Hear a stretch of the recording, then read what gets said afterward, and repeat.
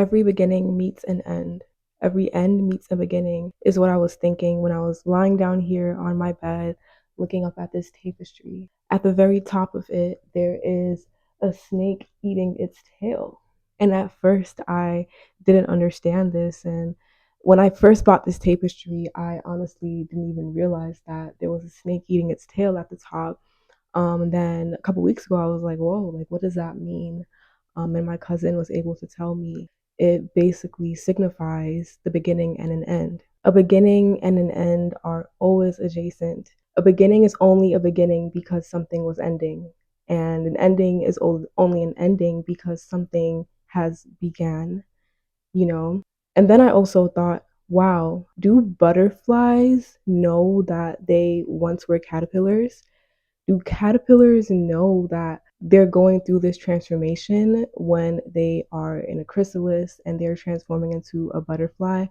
Do they know they're transforming into a butterfly, or do they just think they're dying? Because I'm sure that process is very painful. When they become butterflies, are they aware of their caterpillar past? Or is it just something that once was? Are they just reborn as butterflies and have no recognition of their past? Do butterflies fly around and look at caterpillars and look at the ground and think, wow, I used to be there. I used to have no wings. There was a point in time where I couldn't fly. Let me know what you guys think down in the comment section. I love analogies, and so I've been sitting with that recently, and that is what inspired this video. I know if you're watching this video, you're probably going through some pretty tough times, a dark night of the soul, so to speak, where it just seems like you just keep getting hit left and right with something. Like every second it's something. It seems like you're drowning. It feels like you're drowning underneath all these responsibilities and all this pain and all this anxiety and all this stress, and it seems like there's no way out, or it just seems like it's just taking too long. Or maybe, we've all been through tough times in our lives and have gotten through them, right? But maybe this time feels especially dragged out and long, and it's like it's consuming you now. Well, first I want to acknowledge what it is that you're going through, because life can really be difficult. Even on your highest timeline, even on the path of least resistance, life can still be difficult and trying. So the fact that you're still here, choosing to be here, and choosing to show up for yourself in the little ways that you are, I applaud you. Thank you for clicking on this video. Today we're going to be talking about navigating these really tough times. Personally, I have been through a lot of dark nights of the souls, or a lot of tough times. And there's so many things that I can't wait to share with you guys once the story is fully complete. Usually, I've waited for like some type of serious divine intervention, for God to literally close a door in front of my face, or for God to literally bring someone into my life, or for something drastic, dramatic to happen in order to take me out of the illusion of this really, really hard time that I was going through. And I don't say illusion to minimize your experience and whatever it is that you're navigating, but I say illusion because perspective shapes your reality. Everyone has their own universe. We could both be in a garden and I could see a flower and you can see a weed, a pesky weed that needs to be taken out. We can both be looking up at the sky and it's a really, really cloudy, gloomy day, so to speak. And I could be looking at the sky and say, wow, what a gloomy, sad day. Today's just not it. And then you could be looking up at the sky and be like, wow, the clouds are so beautiful. Finally, a day of shade after days of pure sun, right? So, perspective is really everything. And your perspective on your situation is what makes your situation the situation that it is. Personally, these past 6 months have not been the easiest for me, as I've been tried and have been navigating through a lot. And at a certain point, I had this defeatist mindset, and I was just like, I'm just waiting for the divine to take me out of it. Like, please just take me out of it. Just praying, like, I just want to be out of this time, whatever it takes. Just take me out because it's so painful and I don't want to be here anymore. Until one day I remembered that everything in life is a choice. And I was literally choosing to look at my situation as something that's bad, right? Like something that's hurting me. When in fact, the situation that I've been through, right, is literally a gift. So I shifted my perspective over my situation. And instead of seeing it as something that is draining me and is so terrible, I started to see it as the birthplace of something beautiful. I started to just be so grateful. I started to choose gratitude because I was like, you know what? I've been through some hardship in my life. I'm not going to be in this forever. Like, there's no way.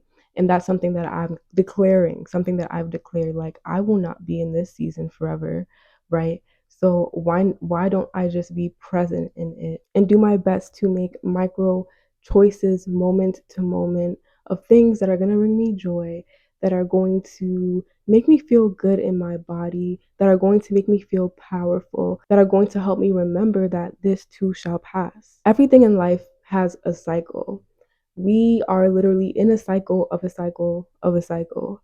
We all have cycles: men, women, children, the seasons, like everything has a cycle. The moon, the sun, our hair, our skin rejuvenating, and everything has a cycle in life. And so maybe you're caught in a point of the cycle where it's not that pleasant, right? And we're not here to spiritually bypass and be like, oh yeah, it's good, when I'm crying, you know? But honestly, I'm not gonna lie. If you continue to see the light within the darkness, you're going to really be in a situation that other people may view as terrible and you're going to be feeling really good. At that point, the situation doesn't control you anymore.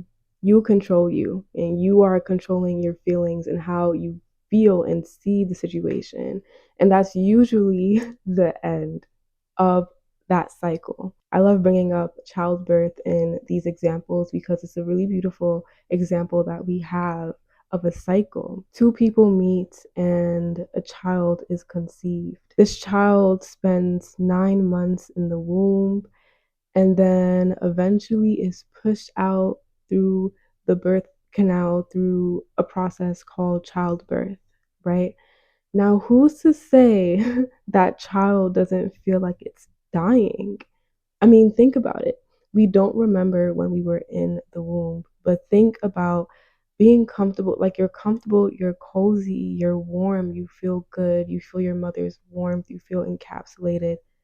And then all of a sudden, you're being violently pushed out. Like you're being pushed out and you can't even really see anything. Maybe you see this like really bright white light and you're being pushed through that, and it's tight and you're pushing your way through, and it's painful for the mother too. A lot of women describe childbirth as like a death process. Like literally there's a part of you that is dying through that process. It's one of the most painful experiences that a human can experience. And yet through that process is born a new human being into the world. And this is the reason why I think we still choose to conceive and have children, even though it's one of the most painful things that a human can experience. We still choose to do it because it brings life and it helps our stories and our love to live on. You could be super excited about having a child, like you've been waiting your whole life for this. That doesn't mean that the experience is not going to be painful at times, right? But just remembering that this is temporary. You won't be in child labor forever. Same thing when it comes to our menstrual cycle. A lot of women experience pain during their menstrual cycle. And when you're in this pain, it can feel like it's not going anywhere. Like the pain is just there to stay. It's just you're in pain. And like that's the only thing that's like on your mind. You know what I mean? But eventually it passes, right? And then you're not even on your period anymore. You're not even bleeding anymore. You're in another cycle. You're in ovulation, you're in your follicular, you're passing through the cycles until you meet the time where it's your bleed again. or even like stubbing your toe. When you stub your toe on the corner of a metal bed frame, it hurts so bad. When you bang your finger on the door or you just injure yourself, like it hurts, like it really hurts in the moment. And it can feel like it's the only thing that has ever existed. That pain of stubbing your toe, that pain of getting burnt, it can feel like that's the only pain that ever existed in the whole world. Like you forget about everything, and the only thing is that you're present with that pain, but it passes because it has its cycle too. So I think one of the most important things to remember when you're going through a rather difficult time is to remember that you are in a cycle. You're in a cycle and it's not going to last forever. And sometimes we think that something externally has to happen on the outside, like we're waiting for something to happen in our physical material world in order to give us the permission to start feeling better, to start feeling grateful for what we have, to get us out of this dark time. And sometimes, yeah, your physical reality will shift and change, and something will happen that you feel like is the permission slip because you've chosen to make it that. You've chosen to make whatever it is that happens, whether it's getting a job or whatever, you've chosen to make that thing the permission slip to allow you to feel love, to allow you to feel good, to allow you to shift your perspective. But how about if you shifted your perspective in the midst of the storm? What would happen if, in the midst of something that's seemingly so terrible, you can declare that this is going to pass, and in fact, this is a gift? Because let me tell you something, okay? Let me remind you, because I know when you're in this season of your life, it can seem like your pain is the only thing that matters. And then we just keep perpetuating and growing more pain and discomfort and dis-ease in our bodies subconsciously without even realizing it, right? So let me remind you that most people in this world have gone through something difficult. And we're not playing trauma Olympics here, right? However, I want you to know and remember that all of the greatest people that we've seen in our lives, right, are mothers who went through intense labor stories and all the things that our ancestors and everything that has happened before we've even got here. Greatness usually comes from the unknown, okay? And in the unknown, because that's really what it is. When you're in a dark season, you're really just in the unknown and you have like resistance against it, right? And I say this with so much love because, as I was saying, I've also been through a lot of dark times in my life, and I've known a lot of people that have been through a lot of dark times in their life, right? But the thing is, you're really in the unknown. And in the unknown, you can choose to freak out and crash out and just like be sad all the time about it. Or you can choose to believe that through this period of uncertainty and just not knowing, something good is going to come out of it, right? Some of my favorite teachers, when I hear their stories, it's like, so you're telling me you almost died? So you're telling me you were homeless? So you're telling me like you couldn't find food to eat for 5 days? Look up the people that inspire you the most, right? When you look at them, they just make you feel good and inspire you to get up, to keep going, to love yourself. Those people usually have dark stories. The unknown is really a gift because anything can happen in the unknown. It's not predictable. You can't really predict what's going to happen. And I think that's what gets us tied up, is because we want to predict that, okay, tomorrow is going to be better. I know you want to predict what's going to happen. It's only natural. We've been programmed thousands of years to want to do that as humans.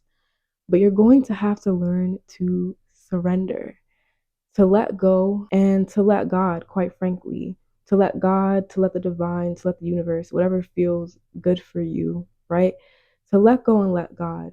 We don't understand the divine in its entirety. We probably can comprehend about, I think they say like 0.01% of even our world and our universe, right? The divine works in very, very interesting, peculiar, and sometimes strange ways. You cannot predict God. You cannot predict the divine. So you have to surrender. You just have to let go. You just have to let go and let God, literally. You have to let go. You know what I find really funny and really, really sweet? When people finally make it out of that hard time where their physical reality seemed like hell, when people finally make it out of that time, they're able to look back at it in hindsight and say, I would never change anything. There's not one thing that I would change about everything that I experienced because it brought me here. Because the truth is, when you make it out of this dark time, right? Because you've made it out of other dark times, remind yourself of that too, right?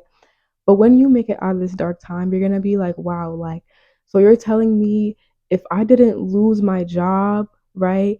If my girlfriend didn't break up with me or if my boyfriend didn't break up with me, I wouldn't be in this beautiful place. I wouldn't meet these beautiful people. I wouldn't be in this like loving and fulfilling marriage union, right? I wouldn't have had this job opportunity. I wouldn't have started this business if I was still holding on and clinging to that job. It may seem like we lose jobs and lose people and lose money, but it really is just creating space. Because sometimes the divine will literally push us into a corner so that we're forced to create that space. So, in this unknown period of your time, you have a choice, okay? You have the power of a choice. And it may seem like you have nothing, but you have perspective, and that's a gift. You have perspective to look at the situation as a gift or to look at it as the worst thing that ever happened to you.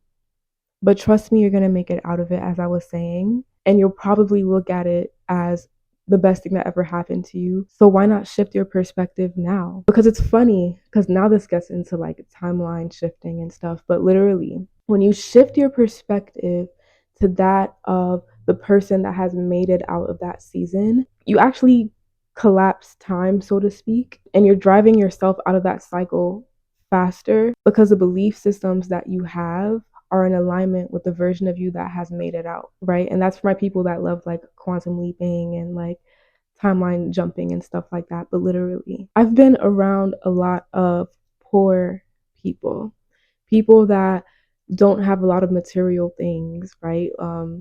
People that would be considered poor by the first world standards. And those are some of the richest people I've ever met. And I will tell them, like, you are rich. Your heart is so full. Like, you navigate life with so much gratitude. This situation that you're in, you view it as a gift. It's so crazy. Like, traveling, sometimes you'll go to places that are poor, and like the children, like, they're just so happy and like they will kick around like a bottle as like a soccer ball and make up all these games and just to pass time and to be in community and all these things. And then it makes you think like, wow, I thought I needed this physical thing, that physical thing, this physical person as a permission slip to feel whole. But what's funny is that when you're wanting to attract these physical things into your reality, right? Whether it is that you want a job, an opportunity, a partner, whatever, when you're on that process of manifesting, most people on that process of manifesting realize in the midst, in that perfect spot where they actually truly feel the emotions, like they really feel and they really are the version of them that receives whatever it is that they desire. They already feel abundant, they already feel wealthy, they already feel loved, and their physical environment hasn't changed yet. Those people are usually like, wow, like I don't even really care about what it is that I wanted anymore because I feel so good already. I mean, like my physical reality is still the same, but I feel so whole. I feel so good already. So I'm not even looking for the permission anymore. I'm not looking for the physical thing to make me feel good. And then next thing you know it, your physical reality will start to change. And then those things that you forgot about that you wanted to manifest start coming into your life and you're just like, oh, wow, this is nice, but if this were to all disappear today, I would be good because better will find its way to me anyways. I'm always good. I'm always whole. I am love. I am abundant, right? I know when you're going through a tough time, sometimes when you hear people say, oh, like say affirmations and all these things, it can feel redundant and annoying. And it's like, like, I don't want to hear that. But truthfully, right? And this is something I have to ask myself too. I don't want to seem like I'm being hard on you guys, but this is tough love, I guess, right? Truthfully, what is it that you really want, right? What is it that you want? Do you just want your physical reality to change and then like you're just like, okay, oh, like thankfully it has ended. The truth is your energy will still be the same, right? When you're in a lack mindset, which yes, when you're in tough situations, it's easier to dwell in a lack mindset or to be pessimistic. And yes, I know because I've been there plenty of times, right? But when you're in that frequency, everything is an L. Like literally nothing is good. A blessing will meet you on your way to work. A blessing will meet you on your YouTube feed. Blessings will try to find their way to you and they'll literally be in front of your face and you won't even see it because you're too busy focused on what you don't have. So you're not even present. You're just like, oh, I don't have, right? It's the hardest thing. I know. It's difficult because it's like shifting your energy to abundance when your physical reality is playing tricks and games on you because your physical reality doesn't really seem abundant to you can be the hardest thing, but it's possible. If you're watching this video, you have things to be grateful for. And like I said, I'm not trying to play oppression Olympics or anything like that. But if you're watching this video, you probably have a phone or a laptop, Wi Fi or internet connection, and that itself is a blessing. Some people don't have the internet, some people don't have Wi Fi, right? It all depends on your perception. Because for some people, Wi Fi may be a curse. Some people, Wi Fi may be the greatest thing ever because it allows them to connect with people around the world. It all depends on your perspective. But don't let the situation drive you into self destruction. Let this situation that you're navigating through be the birthplace of something so beautiful, something that you wouldn't even be able to expect, right? Because it is. But you have to believe that first. Thank you for receiving me. I trust that this video landed how it was supposed to for you. I love you so much. You got this, and I will see you in the next video. Bye.